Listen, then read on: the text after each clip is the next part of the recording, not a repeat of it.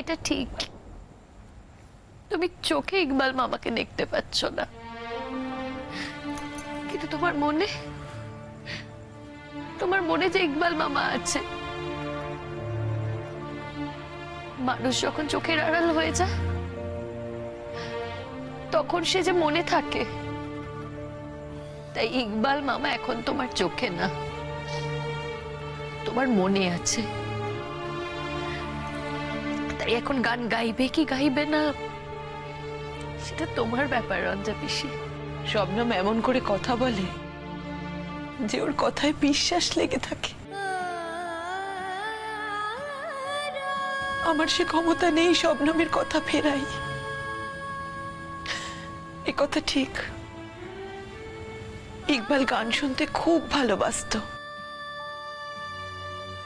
মাঝে মাঝেই আমাকে বলতো, ওই গানটা গাও না, এই গানটা দুকুলি গিয়ে শোনাও না। ওর গলায় সুর ছিল না, তবুও গান গাইতো। আমি ধমকাতাম, আমি বলতাম এমন বেসুরো গলায় গান গেও না। আর ও বলতো, গলায় সুর নেই তো কি হয়েছে, মনে তো সুর আছে। এই গান আমার বিশ্বাসের গান। আজ ইকবালের স্মরণ সভায় ইকবালের বিশ্বাসকে তো অস্বীকার করতে পারবো না। তাই ওর বিশ্বাসকে সম্মান জানাতে আমি এই গানটা গাইছি।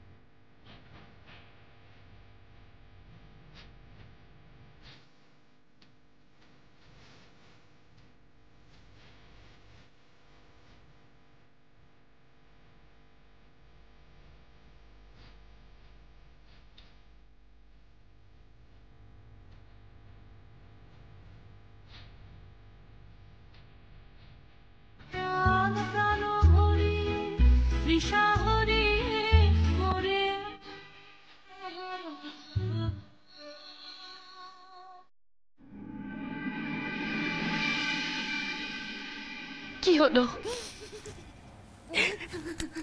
চোখে জল কেন সবার? একদম কোনো কান্নাকাটি নয়। রঞ্জা পিসি তো কোনো দুঃখের গান গায়নি। রঞ্জা পিসি তো ভালোবাসার গান গেয়েছে। এই গান প্রাণকে ভালোবাসার গান, নিজেকে ভালোবাসার গান, অন্যকে ভালোবাসার গান।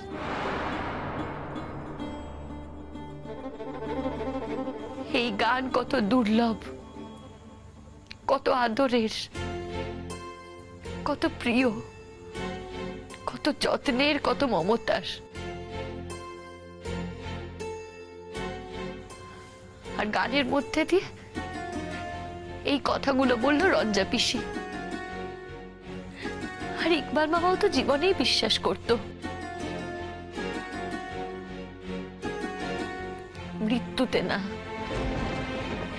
তাই তো ইকবাল মামা হয়তো মাঝে মধ্যে এই গানই গেয়ে উঠত,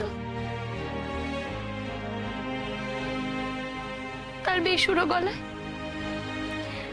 কিংবা রঞ্জা পিসিকে বলতো এই গান শোনাতে। তাই তো রঞ্জা পিসি আজ আমাদের এই গান শোনালো।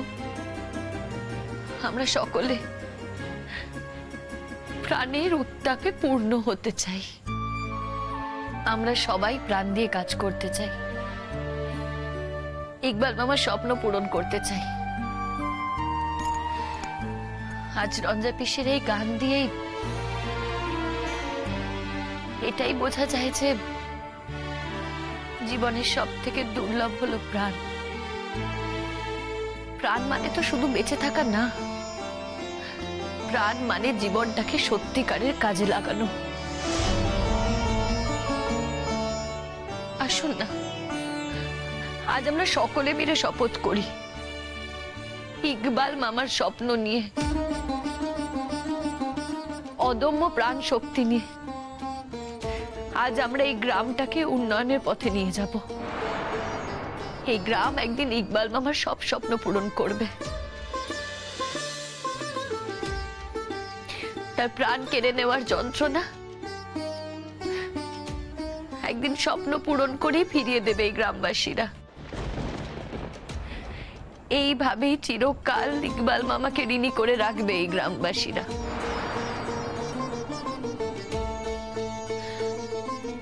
আপনাদের মধ্যে যদি আর কারোর কিছু বলার থাকে তাহলে বলতে পারেন। যদিও বা আমি বিদেশি, আমি পরবাসী। হ্যাঁ, শবনম আমাকে এই যজ্ঞে সামিল হওয়ার অধিকার দেয়নি, কিন্তু রঞ্জা পিসির একটুখানি হাত ছুঁয়ে থাকা একটু আশ্বাস আমাকে আবার উজ্জীবিত করেছে। আমি কোনোদিনও ইকবাল স্যারের মতন মানুষ হয়ে উঠতে পারবো না। শবনমের ইকবাল মামাকে আমি ইকবাল স্যার বলে ডাকতাম। ইকবাল স্যারের মতন আমি কোনোদিনও স্বপ্ন দেখতে পারবো না। আর যদিও বা সেই স্বপ্ন দেখতে পারি, ইকবাল স্যারের মতো সেই স্বপ্ন পূরণ করার জন্য ঝাঁপিয়ে পড়তে পারবো না। কারণ আমি খুব সাধারণ, সামান্য একজন মানুষ।